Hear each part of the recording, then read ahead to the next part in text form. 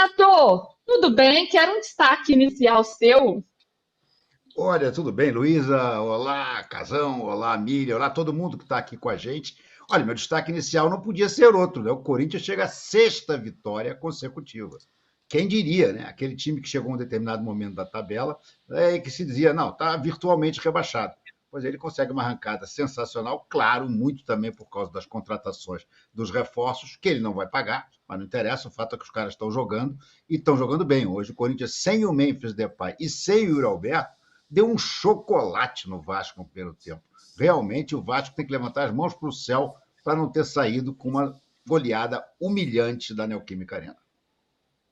Pelo que o jogo se apresentou, saiu barato. Acho que quem ficou feliz com esse resultado foi o Casão e também a Mili. Tudo bem, Mili? Bem-vinda. E aí?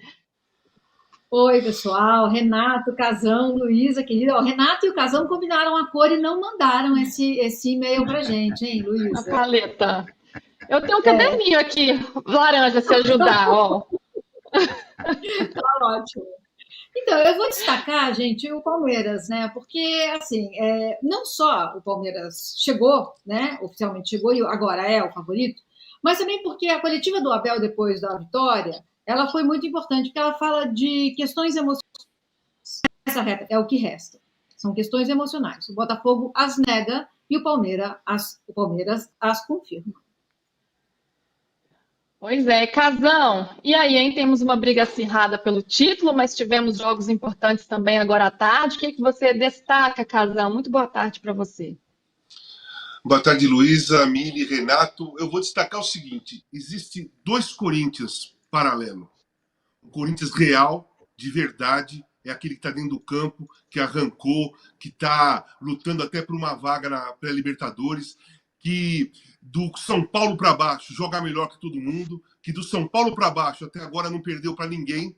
Todos os times que concorrem com ele, concorreram com ele para fugir do rebaixamento ou concorrem com ele para uma vaguinha ali na pré-Libertadores, o Corinthians não perdeu para ninguém.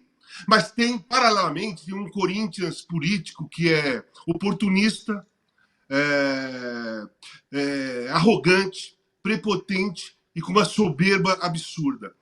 A imagem que fizeram hoje de apoio ao Augusto, que foi feito por eles, né? Pela turma do Augusto, não é que foi torcida, não foi nada, que colocaram o Sócrates de frente, abraçado com o Augusto, e o Augusto de braço cruzado. Quando eu olhei a foto, primeiro me chocou a presença do Sócrates ali, porque é uma falta de ética, é uma falta de respeito enorme. O cara já faleceu, ele não pode dizer se ele apoia ou se não apoia, se ele está a favor ou se ele não está a favor, né? Nós não podemos dizer nada.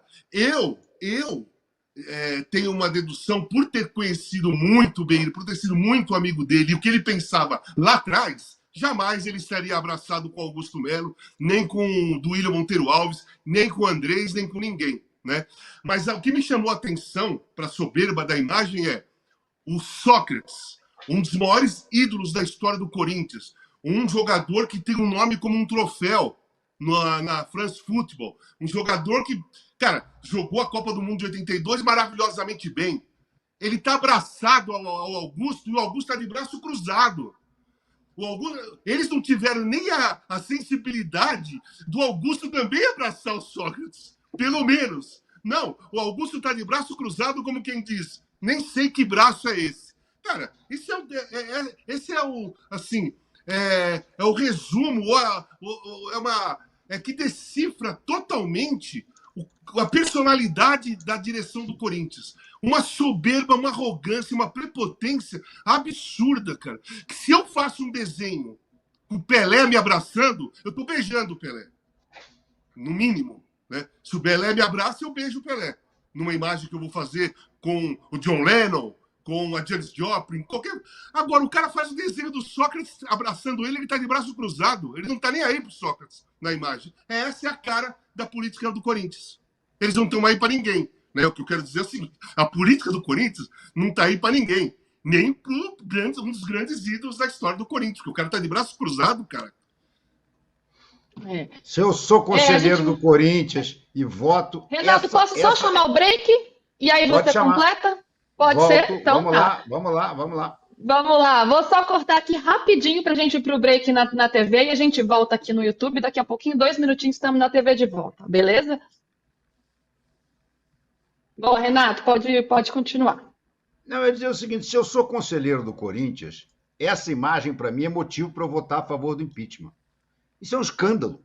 É o que o Casão escreveu. Está coberto de razão. Ele está usando a imagem de um dos maiores ídolos do Corinthians, um dos grandes ídolos do futebol brasileiro, por que não dizer do Mundial? Você fala em Sócrates, todo mundo sabe quem é o Sócrates. Ele está usando sem autorização e ainda posa de o... Eu ia dizer uma palavra aqui que não pode. Mas, enfim, o cara do bairro Peixoto, entendeu? Porque, pô, ele de bracinho cruzado assim, o pobre e o Sócrates abraçado. Gente, Casão, eu não conheci tanto Sócrates quanto você.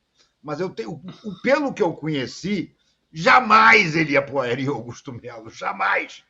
Pelo contrário, ele ia estar pedindo impeachment. E aí o cara faz uma palhaçada. Não, ele já ia estar pedindo impeachment desde o Duílio. Duílio. Jamais, cara. É inacreditável, inacreditável. Só no Brasil. Já vou ouvir a Mili sobre isso. Antes, como a gente tem só um minutinho aqui no break, vou registrar alguns dos comentários aqui, porque é importante que a gente fale sobre esse assunto. Afinal, a política no Corinthians está efervescente, com o processo de impeachment em andamento no Corinthians. Vai ter uma reunião do Conselho, uma votação, inclusive, nesta semana. Então, quero ouvir a Mili também. Mas, só para chamar a participação de vocês aqui no YouTube, a gente tem uma enquete para vocês falarem sobre o jogo. E a pergunta é o seguinte: pelo que jogou no Brasileirão inteiro, o Corinthians merece ir à Libertadores? Sim ou não? Então vocês respondam aí pra gente, sim ou não, vocês participem, deixem o like também aqui no nosso programa e se inscrevam no canal do All Sport.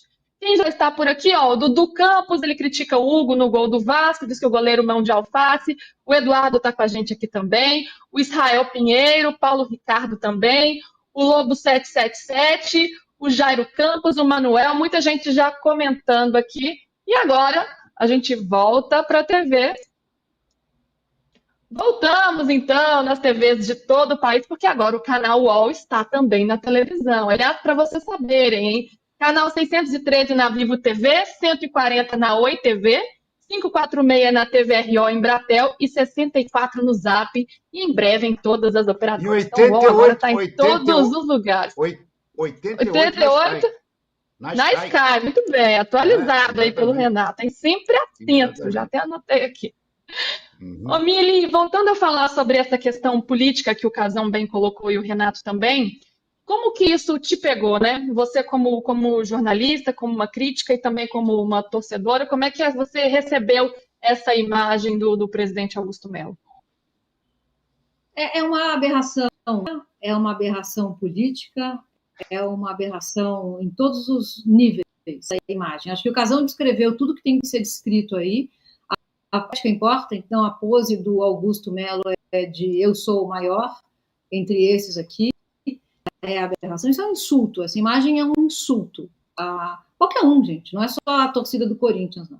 Agora, eu queria falar algumas outras coisas. Porque, primeiro é assim, então o Corinthians consegue se manifestar politicamente, né? Porque estava quieto até agora. Nunca mais resgatou todos os valores da democracia. Agora, esses valores são resgatados.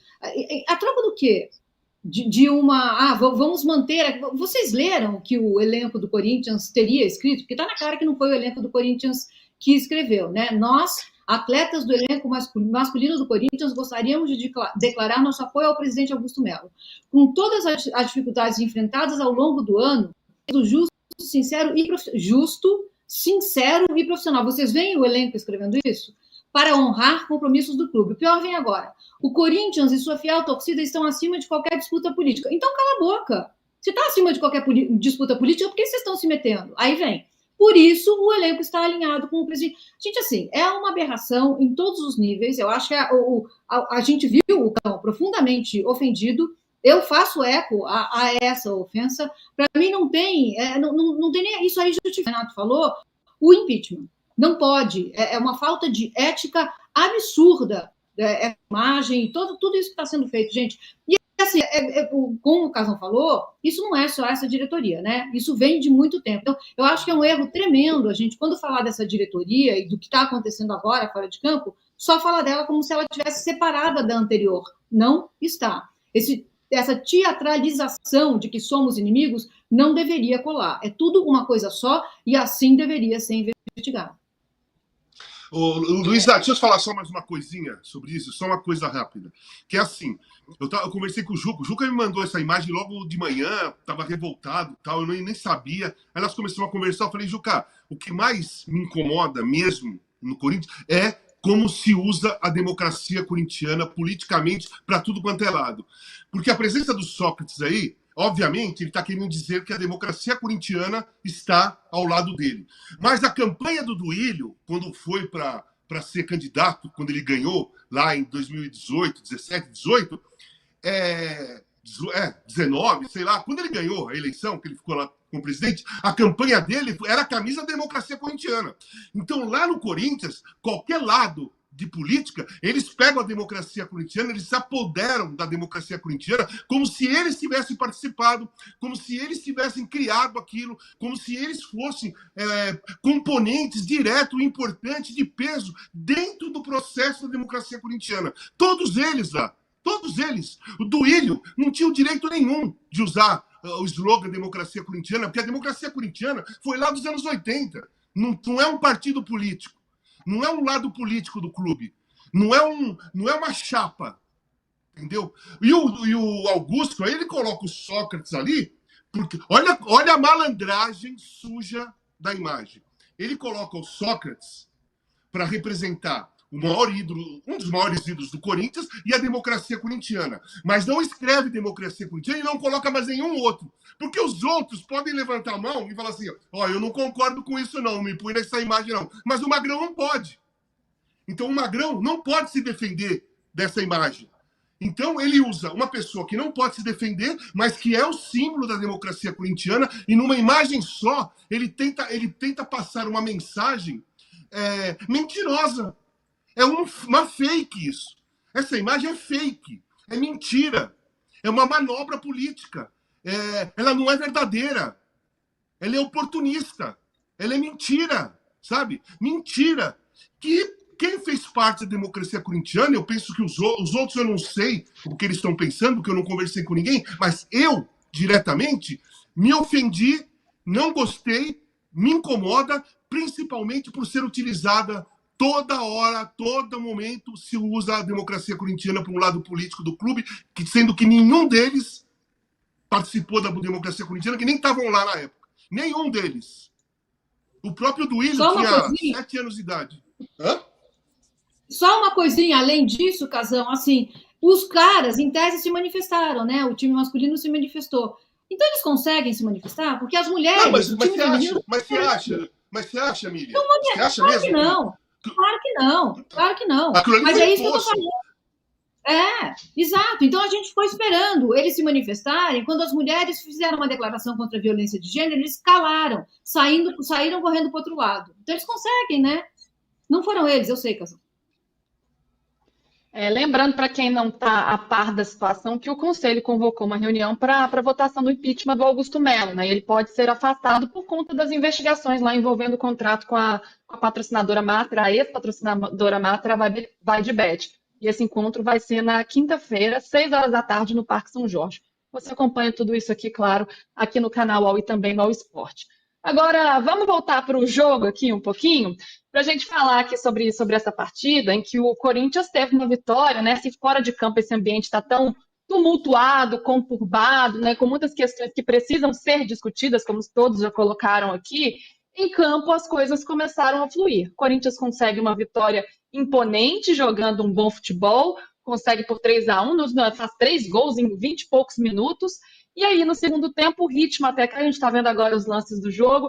Esse foi o primeiro gol na cobrança de escanteio do Garro. O Gustavo Henrique completa de cabeça para abrir o placar. Logo com 5 minutos de jogo, ali foi bem rápido esse gol. E aí, depois, aos 10 minutos de jogo, na verdade. Depois tem um gol do Garro e aos 23, outro gol do Garro. Ele foi aí o nome da partida com 2 gols e uma assistência. Ô, Renato, foi uma atuação convincente pelo lado do Corinthians e do outro lado muito decepcionante pelo Vasco, muito desorganizado, apático em campo. A gente viu um time assim muito dominante em campo e o outro muito entregue. Olha, ô, Luiz, eu diria para você que se o Vasco já não tivesse 44 pontos, ele era seríssimo candidato a cair. Hein? Ele ainda não está livre, mas ele já tem uma vantagem bastante considerável. Mas o que o Vasco não jogou hoje foi uma coisa assustadora. Em contrapartida ao que o Corinthians jogou. Muita gente pode dizer, mas pelo fato do Corinthians ter jogado, o Vasco não jogou. Não, não foi isso. O Vasco não jogou de ruindade mesmo. E o Corinthians tem um jogador. O Corinthians tem um jogador que é fora de série. Muita gente fala no Memphis Depay, não sei lá o quê. Para mim, o jogador do Corinthians chama-se Rodrigo Garro. Como joga esse moleque? Que é o autêntico engante argentino. É aquele cara que faz a ligação do meio-campo para o ataque, que está em todos os lugares, que chega na área para fazer gol. Jogadoraço esse Rodrigo Garro. Jogadoraço. E me dá ainda mais raiva porque esse cara foi oferecido ao Flamengo em 2022. E o Flamengo, provavelmente porque ele não é agenciado pelo Bertolucci, disse, não tem interesse não. Pois é isso que acontece quando você só trabalha com empresário. Por que os caras só gostam de trabalhar com empresário, hein? Estranho, né? Pois é, mas acontece. Mas o Corinthians não tem nada a ver com isso, o Corinthians fez um partidaço. O Corinthians sem o seu ataque titular, o que eu acho ainda mais impressionante, né?